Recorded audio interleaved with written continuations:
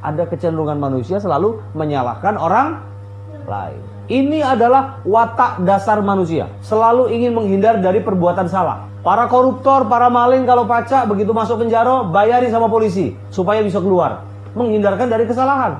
Pengadilan kalau bisa dibayar, supaya apa? Supaya bisa keluar dari jeratan hukum. Nah, manusia yang baik itu bukan yang ingin lepas dari jeratan hukum, tapi dia mempertanggungjawabkan semua perbuatannya. Silakan, aku berbuat salah. Silakan aku hukum. Itu baru orang baik.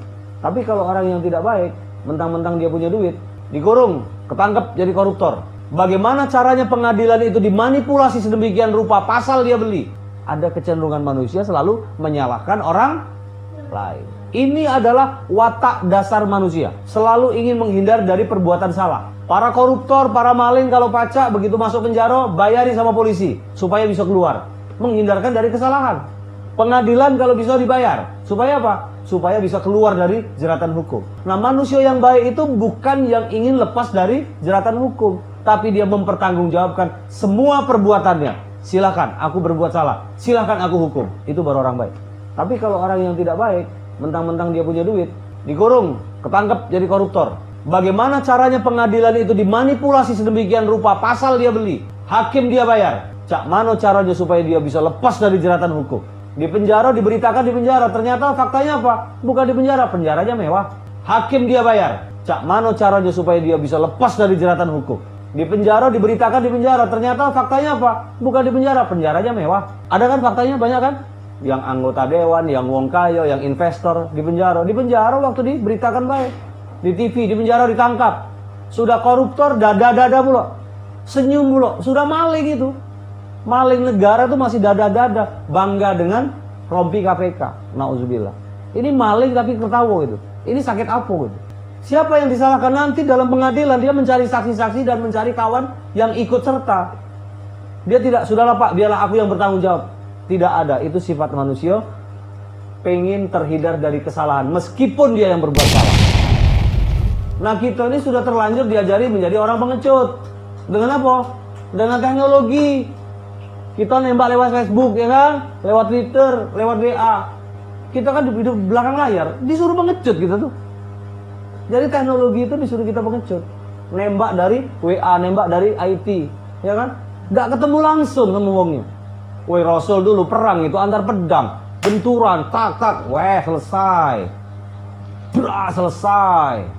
Ya kan? Ini enggak sekarang. Dengan modern sekarang perannya pakai tombol, pesawat tanpa awak kan? Dikirim, pasang bom. Bomnya pakai pesawat, pakai tombol mainnya. Udah berani ditampil pucuk. Kenapa? Pengecut. Ya kan? Negara-negara adidaya itu mereka pengecut. Mereka perang pakai pesawat tanpa awak. Rasulullah nggak kayak gitu. Naik kuda, naik onto, pakai pedang, Allahu Akbar, tebak, gerak. Itu Rasulullah. Panah. Ya kan? Gentle kita, ini Islam diajari gentle. Kita diajari menjadi pelopor, bukan mengekor. Nah, kadang-kadang kita cewek itu dijajah oleh teknologi, jadi pengecut. Aman kau melawan, lajulah, kau tunggu aku sini. Ya kan? Begitu dia ditelepon, budak ini serius dia ngucapnya. Enggak berani pula. Jadi berani cuma di belakang WA, di belakang Facebook. Kalau berani datangi, ya kan? Datang itu bukan nak ngeradak, tahu tak nak ngeradak? Nak ngandoni bukan, kita nak klarifikasi, ya kan?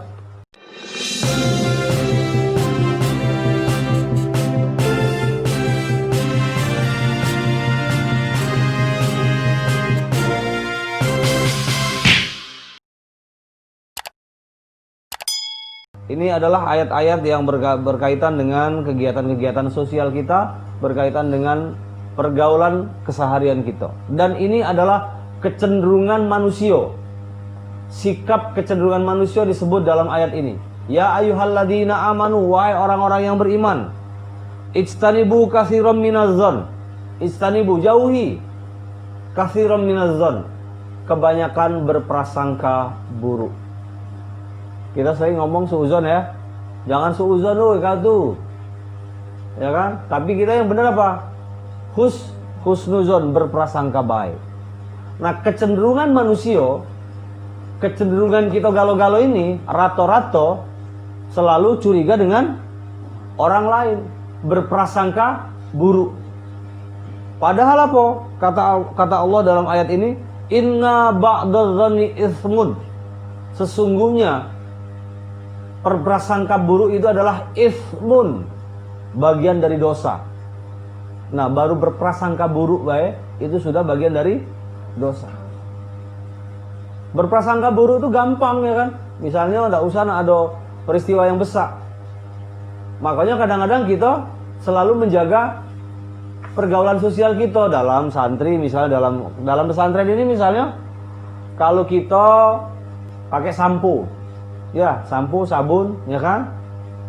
Terus tiba-tiba habis, ketinggalan, odolnya habis, ada muncul gak kecurigaan walaupun tidak dilisankan? Ada, masih mending kalau tidak dilisankan. Kadang-kadang dilisankan, siapa lah yang pakai odol aku nih, pakai beli dak misalnya kan? Sampo berhambur, ya kan? Bekas-bekas sampo, bekas-bekas sabun itu berhambur di kamar mandi. Beratnya seberat 50 kilo. Sampai ngangkat ke tong sampah susah. Akhirnya muncul kecurigaan. Siapa lah ya? Siapa lah? Adik-adik yang makan ciki-ciki ya? Makan ciki-ciki tiba-tiba ber. Nah, punya siapa lah? Bukan punya aku, Ustaz, punya si A, punya si A. Nah, akan dijawab dalam ayat berikutnya. Wala tajassasu. Janganlah kamu sering mencari-cari kesalahan orang. Kalau misalnya kita ada sampah di bawah, Ustadz atau siapa lah punya ini. Bukan punya aku, Ustadz, punya dia. Benar enggak? Ada kecenderungan manusia selalu menyalahkan orang lain. Ini adalah watak dasar manusia. Selalu ingin menghindar dari perbuatan salah. Ya kan? Para koruptor, para maling kalau pacak begitu masuk penjara, bayari sama polisi supaya bisa keluar. Menghindarkan dari kesalahan. Pengadilan kalau bisa dibayar. Supaya apa? Supaya bisa keluar dari jeratan hukum. Nah, manusia yang baik itu bukan yang ingin lepas dari jeratan hukum, tapi dia mempertanggungjawabkan semua perbuatannya. Silakan, aku berbuat salah. Silakan aku hukum. Itu baru orang baik. Tapi kalau orang yang tidak baik, mentang-mentang dia punya duit, dikurung, ketangkep jadi koruptor, ya kan? Bagaimana caranya pengadilan itu dimanipulasi sedemikian rupa? Pasal dia beli, hakim dia bayar. Cak mana caranya supaya dia bisa lepas dari jeratan hukum? Di penjara, diberitakan di penjara, ternyata faktanya apa? Bukan di penjara, penjaranya mewah. Ada kan faktanya banyak kan? Faktanya banyak. Yang anggota dewan, yang wong kaya, yang investor di penjara. Di penjara waktu diberitakan baik. Di TV, di penjara ditangkap. Sudah koruptor, dada-dada pula. Senyum pula. Sudah maling itu. Maling negara itu masih dada-dada. Bangga dengan rompi KPK. Nauzubillah. Ini maling tapi ketawa gitu. Ini sakit apa gitu. Siapa yang disalahkan nanti dalam pengadilan? Dia mencari saksi-saksi dan mencari kawan yang ikut serta. Dia tidak, sudahlah Pak, biarlah aku yang bertanggung jawab. Tidak ada. Itu sifat manusia. Pengen terhindar dari kesalahan meskipun dia yang berbuat salah.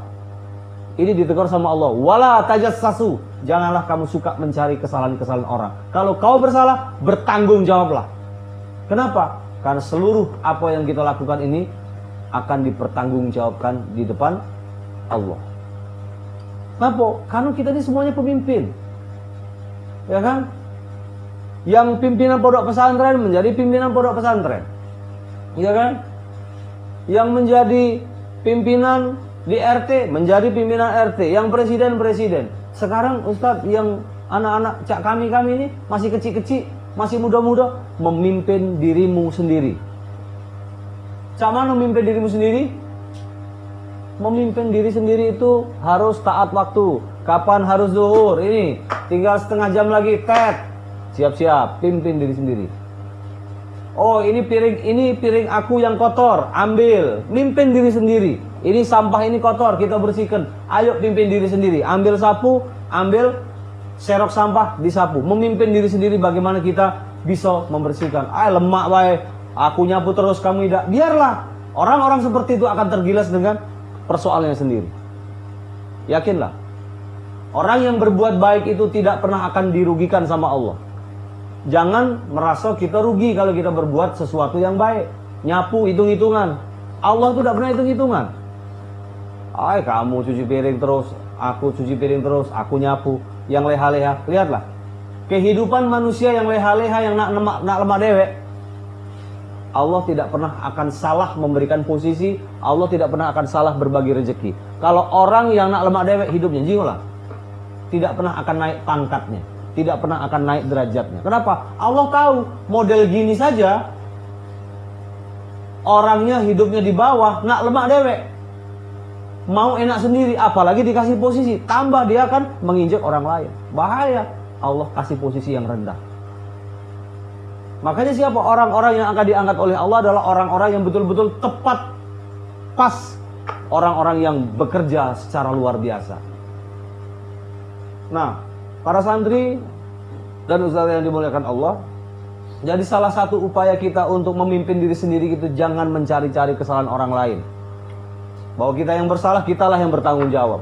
Kita selalu menyalahkan orang, menunjuk kepada orang, tetapi sebenarnya 3 jari itu menunjuk pada kita. Ya kan? Ada 4, ya kan? Menunjuk pada kita. Dia yang salah. Tidak, wala tajassasu. Janganlah kamu mencari kesalahan orang. Ya, kita ada kecenderungan manusia ini selalu mencari kesalahan orang. Kalau pacak menghindari dari kesalahan, itu pengecut. Paham pengecut?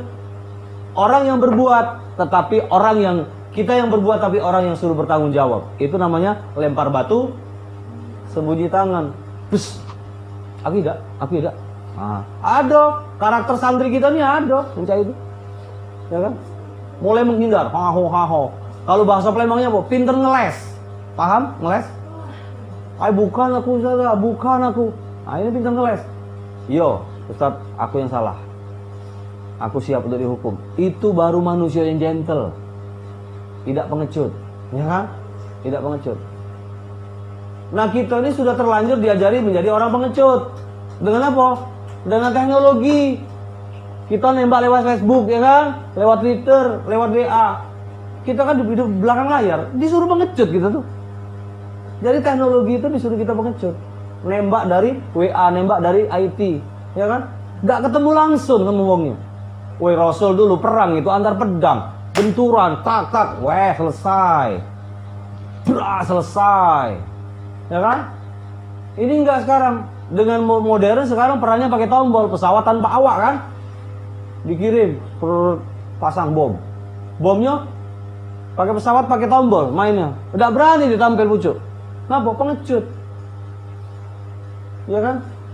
Negara-negara adidaya itu mereka pengecut. Mereka perang pakai pesawat tanpa awak.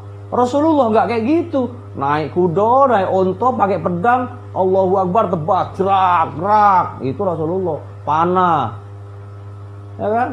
Gentle kita. Ini Islam diajari gentle. Kita diajari menjadi pelopor, bukan mengekor. Nah, kadang-kadang kita cewek itu dijajah oleh teknologi, jadi pengecut. Aman kau melawan, lajulah, kau tunggu aku sini. Ya kan? Begitu dia ditelepon, budak ini serius dia ngucapnya.